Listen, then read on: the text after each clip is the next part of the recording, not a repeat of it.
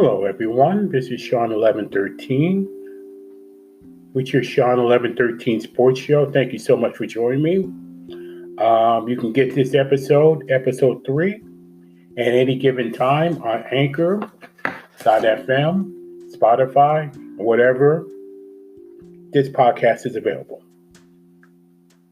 And again, thank you so much for listening.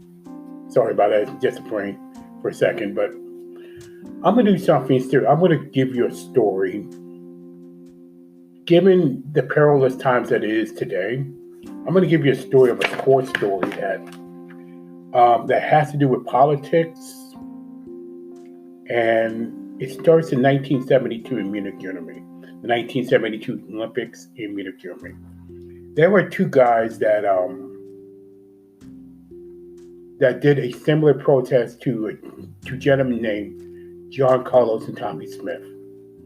And with Black Power Fist in 1968, at a very perilous time in 1968, and it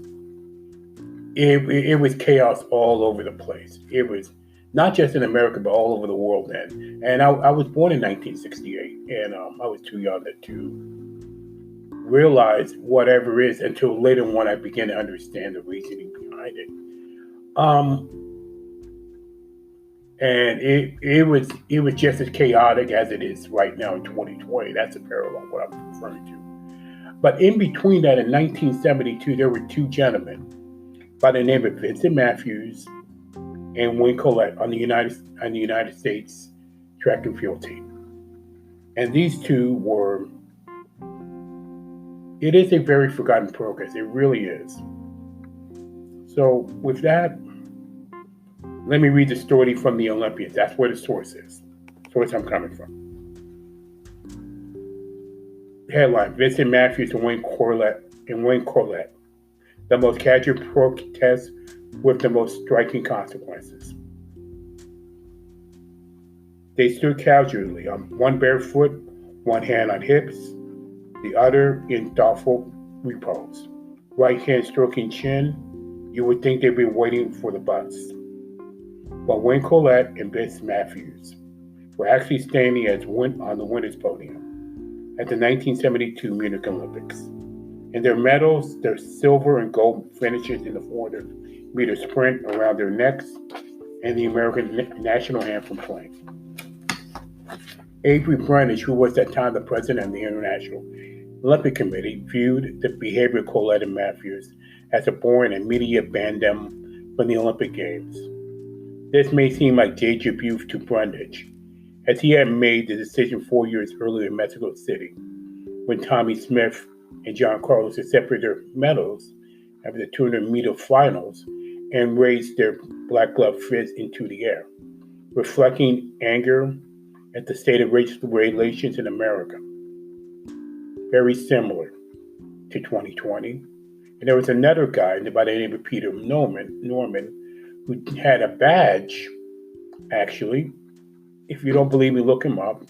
And he was completely ostracized for years and years and years and years in Australia by Australian force. He was pretty much ostracized, Mr. Norman, until after he passed away in 2006 that he was finally getting recognized for his right in Australia. Like I said, there were racial tensions everywhere, especially in 1968. Now in 1972, the same thing. There was different circumstances. The same thing was happening. Vietnam War was still going on at that time. Now let's get back to 4 years later, in 1972.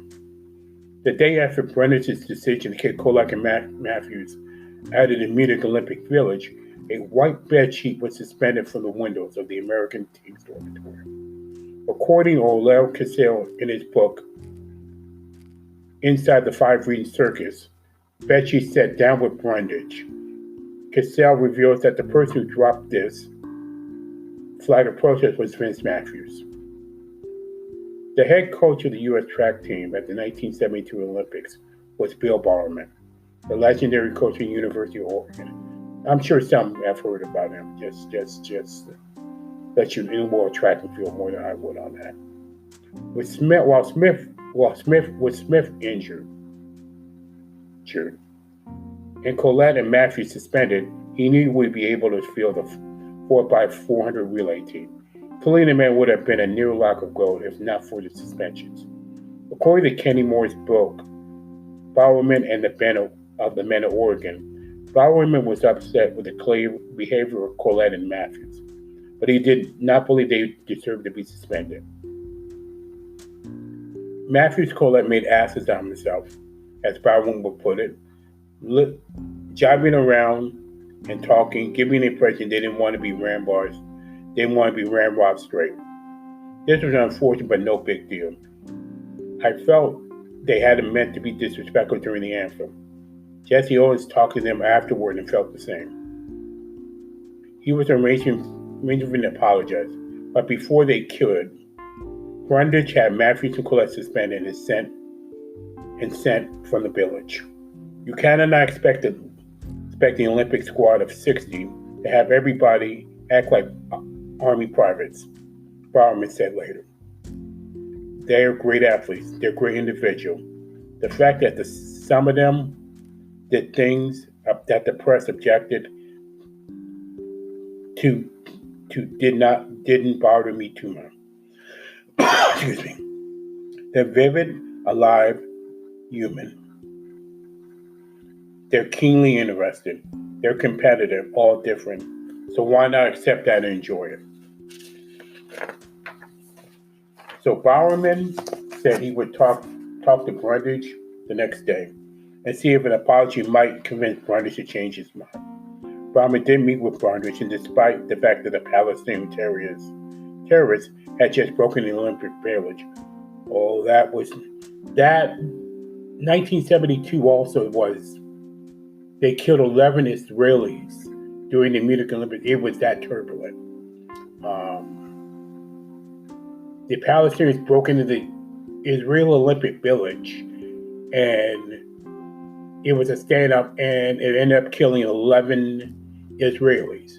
And for Brundage, what he did, and he was heavily criticized for this. He wanted the Olympics to go on despite what happened, and he was heavily criticized for that in the remaining teams as the IOC chairman of the Olympics. Just a side note of that. And they were taking Israeli hostages. Bowerman and Brundage were able to maintain discussion on Collet and Matthews as really the Bowerman's biography. Brundage accepted Bowerman's apology on his behalf, and his athletes accepted a reinstatement that the UOC agreed. Bowerman and his partner in this negotiation, Jesse Owens, rushed to a gallery of USOC members to tell them the wonderful news that Brundage has actually reversed the decision, and that's all they needed was the USOC's endorsement. But Bowerman was surprised to learn that more than the IOC, the USOC was even more outraged. Had already voted to support Brundage's decision to get Collet and Matthews out of the Olympics. According to Bowerman's borrow, the presiding officer of the USOC, Clifford Buck, gave it as a rationale. Buck said, well, they insulted the American flag. And so Collet and Matthews were suspended, and the heavily favored 4x400 relay team never made it to the track. Years later, in 1992, the Los Angeles Times, Collet told the following: I love America. I just don't think it lived up to its promise. I'm not anti-American at all. To suggest otherwise, it's not to stand the struggles of blacks in America at the time. And in many ways, it still is. End of story. The reason I read that, well, you can search the 1911 on your own. I mean, let me say this again. The 1972 Olympics, protest on your own. Go ahead and research that, and you'll find out there are parallels to today. Different circumstances, same thing, different time. And I just want to remind you there is a story that was there for everybody to hear and everybody to find out for themselves on that. And I hope it did shed some light into that, because they did deserve more than just a footnote of history. Vincent Matthews and Wayne Collet. And I think it parallels today to today's sports. If you think about it, it's like, that last quote by by Collet. Wayne Collet tells you all, didn't it? Tells you more than I would ever say. So for me, like I said, in these changing times, in these unfortunate times that we're, truthfully, I'm thinking there's some kind of metamorphosis going on at the same time that, that things are changing. They're changing by some kind of metamorphosis. I don't know what it's going to be like for sports. Today, you look like, as we're going back to live sports, it's like there's a metamorphosis there too. It can't be the same with COVID-19, the protests and riots, and all the other things. The kneeling, it's just all kinds of stuff right now. I don't even know what to say next. Let's see what happens. But I'm going to leave you with one final quote. And the quote goes like this: the most important thing is to try and inspire people so they can be great in whatever they want to do. And the person's name who made that quote was Kobe Bryant. Need I say more? Thank you for joining me. I'll see you next time.